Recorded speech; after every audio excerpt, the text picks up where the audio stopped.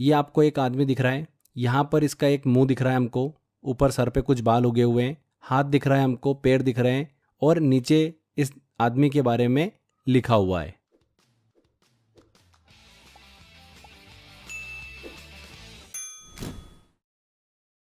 Hello friends, welcome to crazy GK trick. दोस्तों, आज के इस वीडियो में हम पॉलिटी का एक बहुत ही इंपॉर्टेंट टॉपिक डिस्कस करने वाले हैं, फंडामेंटल राइट्स। फंडामेंटल राइट्स से रिलेटेड एग्जाम के अंदर बहुत सारे क्वेश्चंस हमको देखने को मिल रहे हैं, तो इस टॉपिक को हम बड़े ही इंटरेस्टिंग तरीके से आज के इस वीडियो में कवर करेंगे। मैं आपको ये टॉपिक समझाऊंगा भी सही, साथ ही साथ इसको हम ट्रिक के माध्यम से याद भी कर लेंगे। मतलब आपको बार बार रिविजन करने की जरूरत नहीं है। सारे आर्टिकल, जो महत्वपूर्ण आर्टिकल एग्जाम में पूछे आते हैं, वो मैं आपको ट्रिक के माध्यम से याद भी करा दूंगा। तो चलिए बिना किसी देरी के हम सेशन को स्टार्ट करते हैं। तो मौलिक अधिकार की बात कर रहे हैं, तो संविधान में इसका वर्णन जो है भाग 3 पार्ट 3 में किया गया है, और इसे किसके संविधान से लिया गया है? यूएसए के संविधान से लिया गया है। हमने ट्रिक के माध्यम से भी याद किया था। मौलिक अधिकार, फंडामेंटल राइट्स, हमारे पावर की बात हो रही है और पावरफुल कंट्री कौन सी है? यूएसए। ठीक है, तो इस तरीके से हमको इजीली दिमाग में सेट है। फ्रेंड्स, भारत के संविधान में आर्टिकल 12 से लेकर 35 तक में मौलिक अधिकार का वर्णन किया गया है। कहां से कहां तक? आर्टिकल 12 से लेकर आर्टिकल 35 तक। हमारा जब संविधान बना था, जो मूल संविधान था, उसमें मौलिक अधिकारों की संख्या जो थी वो कितनी थी? 7 थी। पर आगे चलकर क्या हुआ? समय के साथ में इसमें परिवर्तन हुआ। संविधान के 44वें संविधान संशोधन 1978 के तहत संपत्ति के अधिकार को हटा दिया गया और संविधान के अनुच्छेद 301 के अंतर्गत वैधानिक अधिकार जो होता है, लीगल राइट्स, उसमें इसे रखा गया है। तो मौलिक अधिकारों की संख्या कितनी है? 6 हैं। मूल संविधान में कितनी थी? 7 थी। चलिए अब हम 6 जो हमारे फंडामेंटल राइट्स हैं उनको डिस्कस करते हैं। एग्जाम में इनसे रिलेटेड काफ़ी क्वेश्चंस पूछे जाते हैं कि किस आर्टिकल में किस फंडामेंटल राइट का उल्लेख हमको देखने को मिलता है। तो हमको सीक्वेंस भी पता होना चाहिए, कौन सा आर्टिकल इससे रिलेट करता है वो भी पता होना चाहिए। तो इसको याद करना थोड़ा डिफिकल्ट होता है, तो मैंने इसकी आपके लिए एक ट्रिक बनाई है, और बहुत ही शानदार सी ट्रिक है। आपको देख के ही मज़ा आ जाएगा। एक ही बार बताऊंगा और दिमाग में 100% आपके सेट हो जाएगा। तो ट्रिक है हमारी, 2 आदमी हैं। अब इन 2 आदमी का नाम क्या है? चूंकि फंडामेंटल राइट्स के बारे में हम बात कर रहे हैं, फंडामेंटल, तो एफ हम लेके चलेंगे। एक का नाम है एफ। अब एफ है तो इसका दोस्त कौन होगा? इससे जस्ट लगा हुआ ई। तो ई और एफ, ये 2 व्यक्ति हैं। इन दोनों ने क्या करा? शोध करी। जो साइंटिस्ट लोग शोध करते हैं ना, उस तरीके से इन्होंने शोध करी। किस पर शोध करी? इन्होंने शिक्षा पर। तो इन्होंने शिक्षा पर शोध करी, तो इनको क्या पता चला? मौलिक अधिकार, फंडामेंटल राइट्स के बारे में पता चला। हम भी तो एजुकेशन ही कर रहे हैं, शिक्षा ही तो कर रहे हैं, पढ़ाई तो कर रहे हैं, और पढ़ाई के थ्रू ही हमको पता चल पा रहा है फंडामेंटल राइट्स के बारे में। तो ई और एफ ने शोध करा शिक्षा पर। बस यही हमारी ट्रिक है। सारे फंडामेंटल राइट्स आपको इजीली याद हो गए हैं। कैसे, मैं बताता हूँ। देखिए ई से हमारा बनेगा इक्वालिटी। तो एक फंडामेंटल राइट हो गया हमारा इक्वालिटी, समानता का अधिकार। एफ से बनेगा फ्रेंड्स हमारा फ्रीडम, मतलब स्वतंत्रता का अधिकार। यहाँ पर शोध है तो शो से बनेगा हमारा शोषण के विरुद्ध अधिकार, एक्सप्लॉइटेशन। ध है तो ध से बनेगा हमारा धार्मिक स्वतंत्रता का अधिकार। 4 हो गए हमारे। शिक्षा है तो शिक्षा को पूरा लेना है हमको, शिक्षा एवं संस्कृति का अधिकार।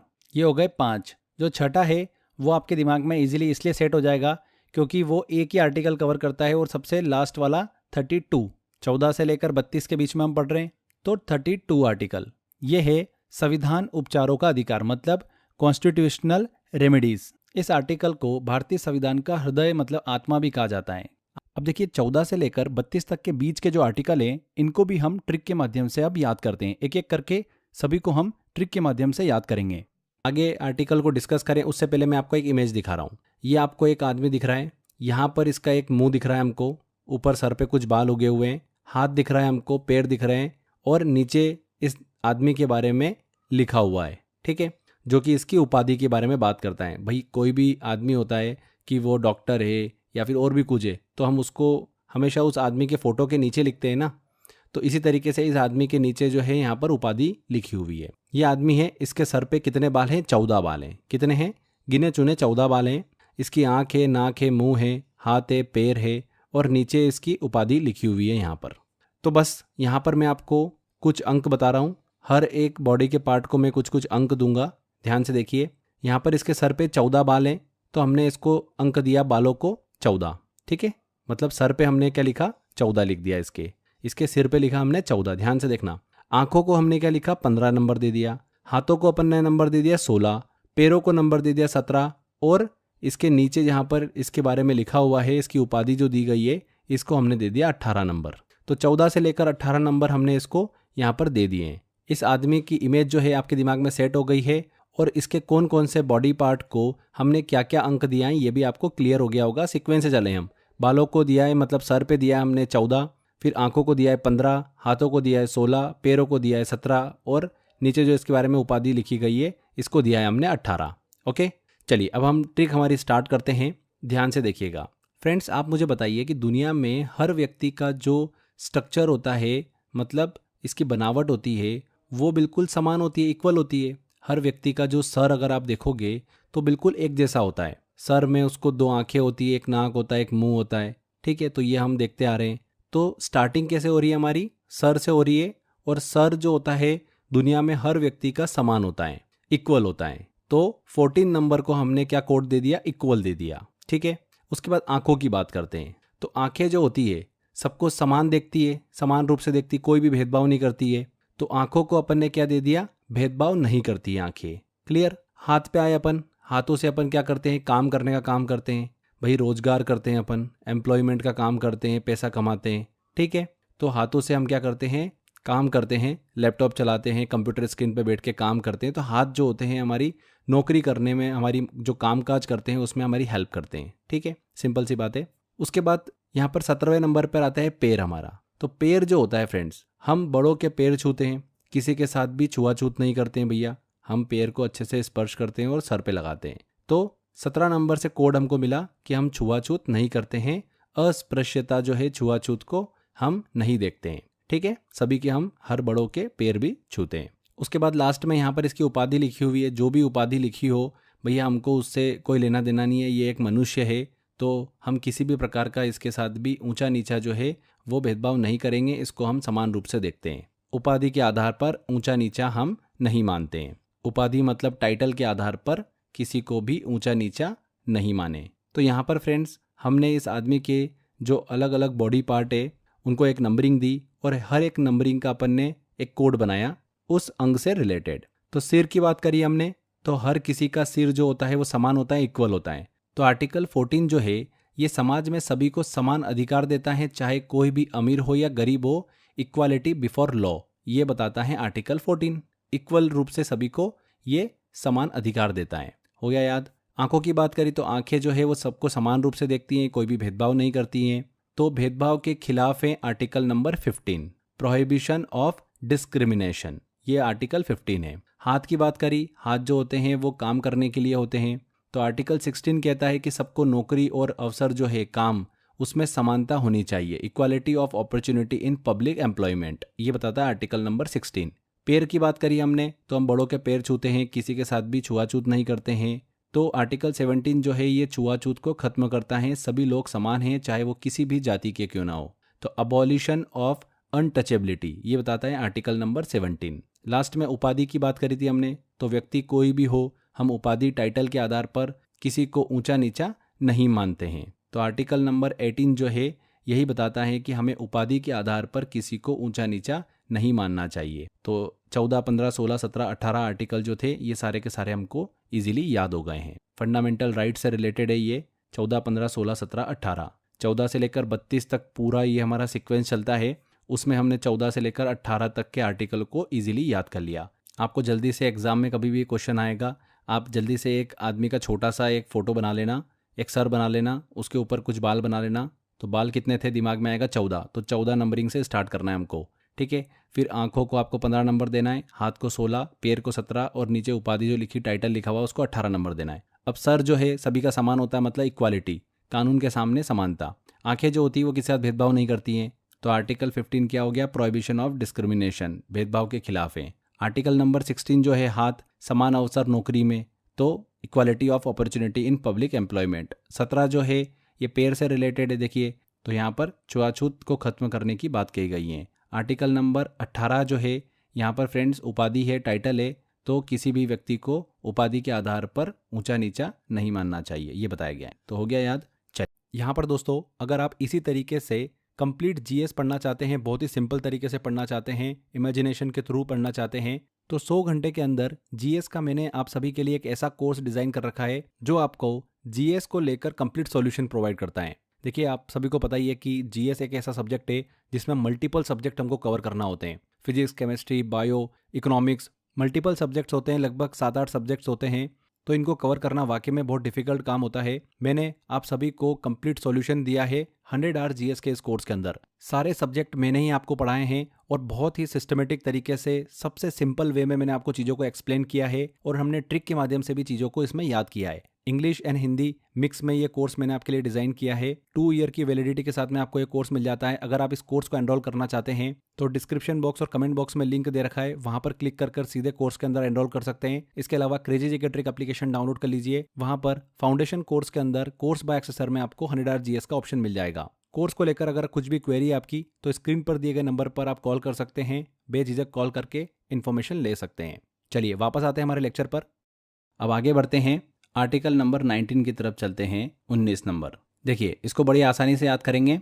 मुझे बताइए कि हमारे देश को फ्रीडम जो है वो कब मिली। हमने लिखा फ्रीडम, उसके नीचे लिखा हमने कब मिली, 1947 में मिली। अब फ्रीडम जो वर्ड है आप देखेंगे कि इसको हम 2 पार्ट में तोड़ सकते हैं, फ्री और डम। उसी तरीके से 1947 में हमको आज़ादी मिली थी, फ्रीडम मिली थी, तो हमने इसको भी 2 पार्ट में तोड़ लिया, 19 और 47। तो स्टार्टिंग में देखेंगे आप वहाँ पर फ्री लिखा हुआ है और यहाँ पर 19। तो 19 जो है ये कहीं ना कहीं फ्री से कनेक्टेड हो रहा है हमारा, मतलब राइट टू फ्रीडम की तरफ ले जा रहा है हमको। तो आर्टिकल नंबर 19 जो है ये स्वतंत्रता का अधिकार देता है, मतलब राइट टू फ्रीडम। इस आर्टिकल के अनुसार इंडियन सिटीजन को कुछ स्वतंत्रता मतलब फ्रीडम प्रोवाइड की गई है। Freedom of speech and expression, freedom of press, right to information, ये एक लीगल राइट है। शांत एवं चुप रहने का अधिकार दिया गया है। विदेश यात्रा की स्वतंत्रता दी गई है। विचारों का प्रचार प्रसार करने की स्वतंत्रता दी गई है। राष्ट्रीय ध्वज फहराने की स्वतंत्रता दी गई है। तो इस तरीके से हमको अलग अलग स्वतंत्रता जो है मतलब फ्रीडम जो है वो दी गई है। आर्टिकल नंबर 19 ये बताता है। ठीक है, कितने आसानी से याद कर लिया। जब भी आप आर्टिकल नंबर 19 देखोगे तो आपको दिमाग में आएगा कि यार 1947 में देश आज़ाद हुआ था, फ्रीडम मिली थी देश को।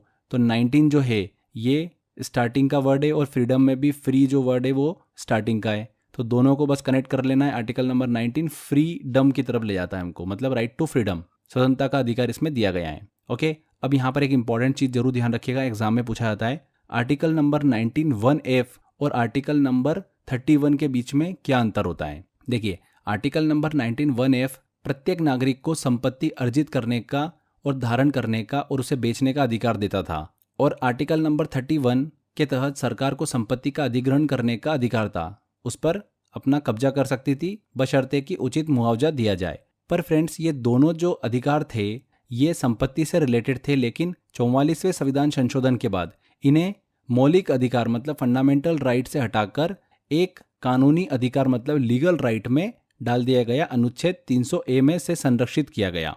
तो ये चीज़ आप ज़रूर ध्यान रखिएगा, बच्चे बहुत कंफ्यूज होते हैं यहाँ पर। 19(1)(f) और आर्टिकल नंबर 31 दोनों संपत्ति से ही रिलेटेड है।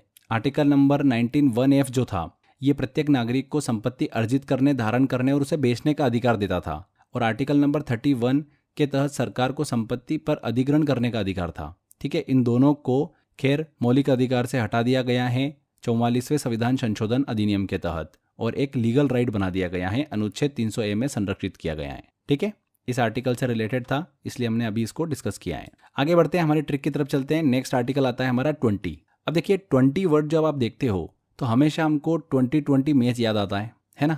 तो 2020 मैच में अब मुझे बताइए कि बैट्समैन को दोबारा मौका जो है वो मिलता है क्या एक बार आउट होने के बाद में?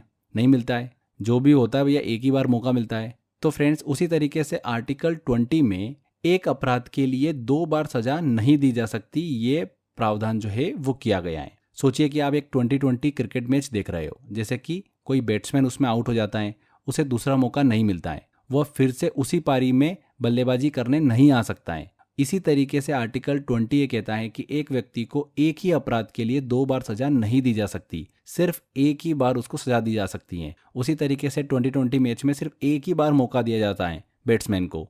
तो इस तरीके से हम इसको रिलेट करके बड़ी आसानी से याद कर सकते हैं। आर्टिकल नंबर 20 जब भी देखोगे तो 2020 मैच दिमाग में आएगा आपको। 2020 मैच में बैट्समैन को एक ही मौका मिलता है। उसी तरीके से आर्टिकल 20 भी इसी से सिमिलर बात करता है कि किसी भी व्यक्ति को एक ही अपराध के लिए 2 बार सजा नहीं दी जा सकती, सिर्फ एक ही बार सजा दी जाती है। क्लियर? तो इस तरीके से आपके दिमाग में ये हमेशा के लिए सेट हो चुका है। इस आर्टिकल में ये भी बताया गया है कि किसी से जबरन अपराध कबूल नहीं कराया जा सकता। तो ये आर्टिकल नंबर 20 हमको दिमाग में याद हो चुका है। आगे बढ़ते हैं, अब चलते हैं हम आर्टिकल नंबर 21 की तरफ। आर्टिकल नंबर 21 को कैसे याद रखेंगे, देखिए ऐसे याद रखेंगे। एक लड़का है, इसकी उम्र जो है वो जस्ट अभी 21 साल होने वाली है। तो ये बोलता है कि बस यार मैं 21 साल का हो जाऊं, उसके बाद में मेरे को जीवन जीना है यार। तो लोगों ने पूछा कि यार 21 साल के बाद में जीवन जिएगा, ऐसा क्यों बोल रहा है, अभी भी जी सकता है। बोले यार मैं अभी शादी नहीं कर सकता यार, मेरे को जीवन जीना है तो मेरे को 21 साल का तो होना ही पड़ेगा। भारत के अंदर कानून है कि 18 साल की अगर कोई लड़की है तो वो शादी कर सकती है, मिनिमम एज उनकी ये डिफाइन की गई है। वैसे ही पुरुषों में भी डिफाइन की गई है कि 21 वर्ष का होना चाहिए, तभी वो शादी कर सकता है। ठीक है, तो बोले बस मैं 21 साल का हो जाऊं, उसके बाद में मैं अपना जीवन जीऊंगा। तो आर्टिकल नंबर 21 जो है ना फ्रेंड्स, यही बात कहता है। जीवन जीने और व्यक्तिगत स्वतंत्रता से जुड़ा हुआ है article number 21। Protection of life and personal liberty से रिलेट करता है। क्लियर। अब 21 साल का जो लड़का होता है, ऑब्वियस सी बात है वो पढ़ा लिखा होगा, थोड़ा बहुत तो वहाँ पर वो स्कूलिंग कंप्लीट कर चुका होगा अपनी, और हायर एजुकेशन की तरफ जा रहा होगा।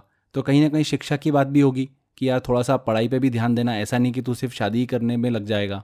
तो कहीं ना कहीं शिक्षा की बात भी होती है। तो आर्टिकल नंबर 21A में शिक्षा का अधिकार की बात की गई है, और इसे 86वें संविधान संशोधन अधिनियम 2002 के तहत जोड़ा गया है, जिसमें 6 से 14 वर्ष तक के बच्चों को निःशुल्क एवं अनिवार्य शिक्षा का प्रावधान किया गया है। तो आर्टिकल नंबर 21 भी याद हो गया, जीवन जीने से रिलेट करता है, स्टोरी के थ्रू हमको क्लियर हो गया।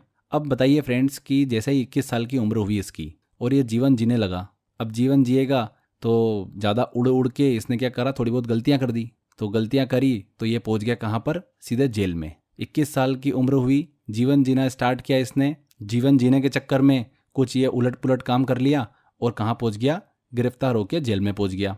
तो नेक्स्ट आर्टिकल इसी से रिलेटेड है कि आर्टिकल नंबर 22 जो है वो गिरफ्तारी और हिरासत से सुरक्षा की बात करता है, protection against arrest and detention. Article number 22 आपको गिरफ्तारी और हिरासत के दौरान विशेष अधिकार जो है वो देता है, जिससे आपको तुरंत कारण बताना पड़ेगा कि आपको क्यों गिरफ्तार किया गया है, और आपके वकील से मिलने का अधिकार भी आपको दिया जाता है। तो 21 में जीवन जीने का कोशिश करता है वो, और जीवन जीने के चक्कर में वो क्या करता है, उलट पुलट काम कर लेता है और गिरफ्तार हो जाता है। पर आर्टिकल 22 उसका सपोर्ट करता है, गिरफ्तारी और हिरासत में उसे सुरक्षा देता है। तो इस तरीके से हम इसको आपस में कनेक्ट करके याद कर सकते हैं। यहाँ पर एक काफ़ी इंटरेस्टिंग चीज़ है, आर्टिकल नंबर 358 के तहत अगर आपातकालीन की स्थिति हो जाती है, इमरजेंसी सिचुएशन हो जाती है, तब आर्टिकल 19 जो होता है उसको निरस्त किया जाता है पहले। फिर आर्टिकल 359 के तहत राष्ट्रपति जो है आपातकाल की स्थिति में सभी फंडामेंटल राइट्स को समाप्त कर सकता है, लेकिन प्रेसिडेंट जो है आर्टिकल नंबर 20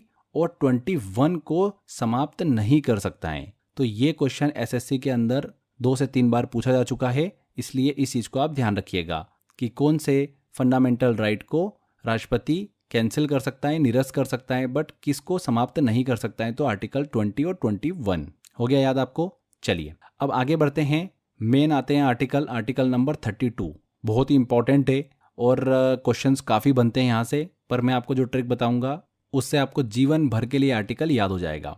आर्टिकल नंबर 32 जो होता है ना, ये मौलिक अधिकार की सुरक्षा के लिए सुप्रीम कोर्ट का दरवाजा खोलता है। मतलब अगर आपके फंडामेंटल राइट्स, मौलिक अधिकारों का हनन हो रहा है, तो सुप्रीम कोर्ट आपके लिए हमेशा बैठा रहता है, आपके अधिकारों की रक्षा करता है। इस आर्टिकल में कॉन्स्टिट्यूशनल रेमेडीज के राइट्स के बारे में बताया गया है। इस आर्टिकल के तहत सुप्रीम कोर्ट को रीटें जारी करने का अधिकार होता है। इस आर्टिकल को इंडियन कॉन्स्टिट्यूशन का हृदय मतलब आत्मा भी कहा जाता है। ठीक है, तो ये समझ में आ गया हमको कि सुप्रीम कोर्ट जो है वो मौलिक अधिकारों की रक्षा करेगा। ये हमको आर्टिकल नंबर 32 बताता है। कैसे याद रखें, बहुत ही सिंपल है।